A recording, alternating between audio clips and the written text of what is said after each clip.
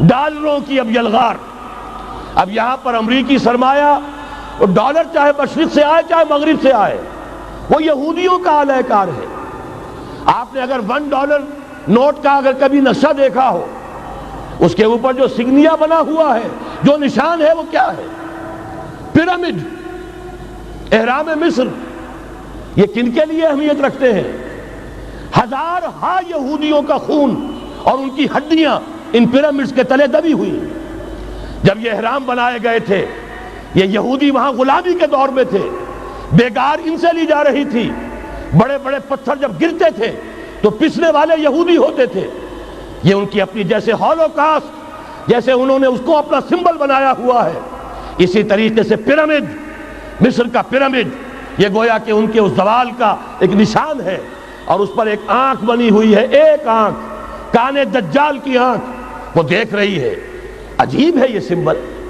نیچے لکھا ہوا ہے نووس آرڈو سکلورم، اور یہ در حقیقت 1776 جو نیچے لکھا ہوا ہے وہ رومن حروف کے اندر یہ 1776 ہے، جو میں بتا چکا ہوں آرڈر آف الومناٹی وساپ نے قائم کیا تھا.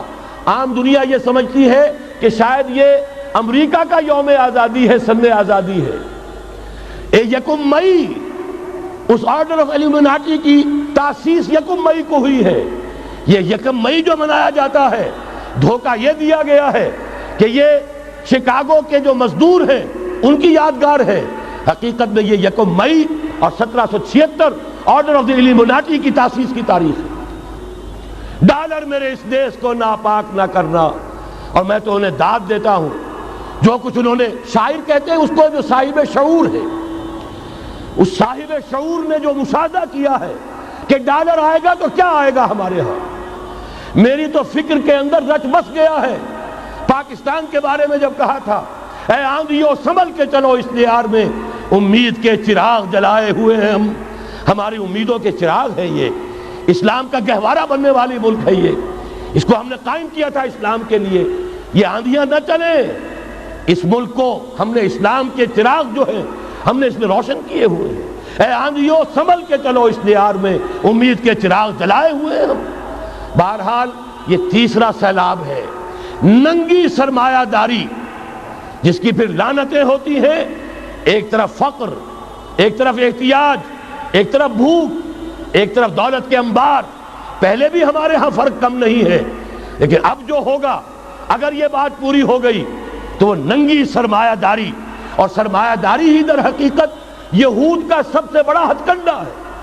یہ بینکنگ کا نظام، یہ سارا کا سارا سودی نظام، یہ IMF، یہ ورلڈ بینک، یہی تو ان کے سب سے بڑے ادارے ہیں.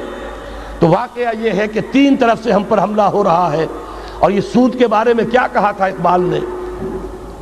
از ربا آخر چمی زائد فتن، اس سود کے ام الخبائث کے پیٹ سے سوائے فتنوں کے اور کیا برآمد ہو سکتا ہے؟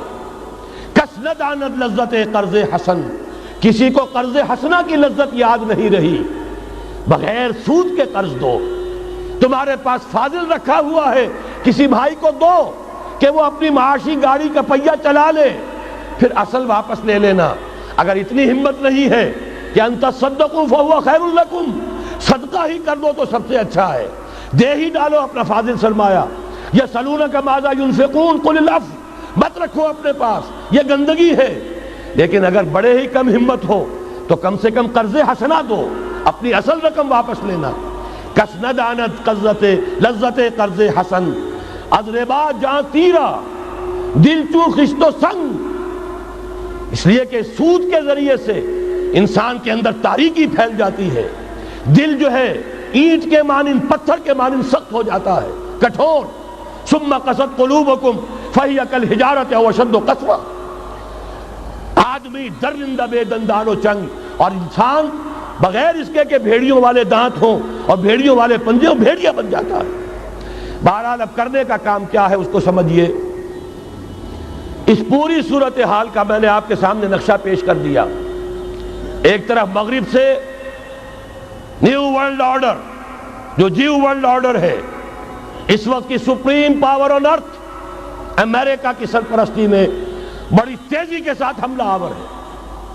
دوسری طرف وَمَكَرُوا وَمَكَرَ اللَّهُ وَاللَّهُ خَيْرُ الْمَاكِرِينَ۔